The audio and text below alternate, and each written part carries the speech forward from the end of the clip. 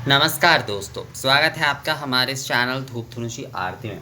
दोस्तों, आज हम आपको बताएंगे कि ये जो आचमनीय जल हम प्रदान करते हैं, यानी कि भगवान को जब आचमनीय हम प्रदान कर रहे हैं तो वो किस पात्र में करना चाहिए। बहुत सारे लोग जैसे कि कहते कि दादा हमारे पास कलश है आदि है, या फिर छोटे से ग्लास में हम उसमें चम्मच डाल के जो है हम कर सकते हैं या नहीं। तो शास्त्र में क्या कहा गया है इसके विषय में, ये पहले हम जान लेते हैं। और कई लोग जैसे कि मिट्टी के पात्र आदि का भी कहते हैं, तो आइए शास्त्र क्या कहते हैं पहले वो जान लेते हैं।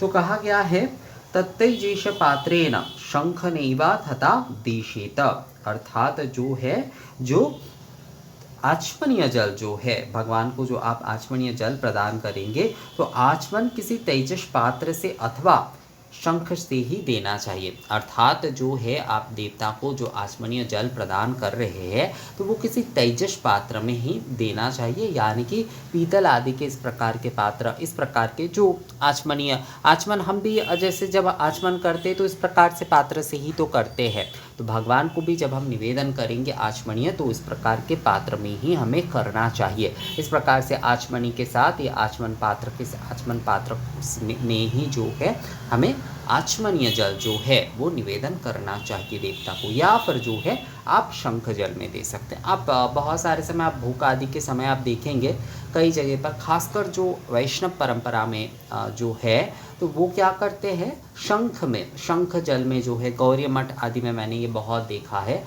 कि वो शंख जल वहाँ पर प्रदान करते हैं। आचमनीय जल जो है वो शंख में प्रदान करते हैं। तो आप शंख में भी जो है आचमनीय जल दे सकते हैं, या फिर इस प्रकार से भी जो है आचमनीय जल प्रदान कर सकते हैं। तो शास्त्र यही कहते हैं कि तत्वैजेष अपात्रेण शंखनीव तथा दिशेत, अर्थात जो है तेजस पात्र यानी कि पीतल आदि का इस प्रकार का जो तेजस पात्र है उसका ही आपको प्रयोग करना चाहिए, या फिर शंख में जो है आप आचमनीय जल प्रदान कर सकते हैं। अर्थात इन दोनों में ही जो है हमें जो है आचमनीय जल भगवान को निवेदन करना चाहिए। आप चाहे षोडशोपचार की पूजा विधि कर रहे, दशोपचार की पूजा, मतलब कोई भी पूजा विधि में आप जब आचमनीय जल प्रदान कर रहे हैं तो आप इस प्रकार से दे सकते हैं, और साथ में जब आप भोग आदि दे रहे हैं भगवान को तब भी जो है इन्हीं पात्रों में, यानी कि शंख पात्र और जो है तेजस पात्र में ही जो है, पीतल आदि के तेजस पात्र में ही जो है आपको आचमनीय जल जो है देवता को निवेदन करनी चाहिए।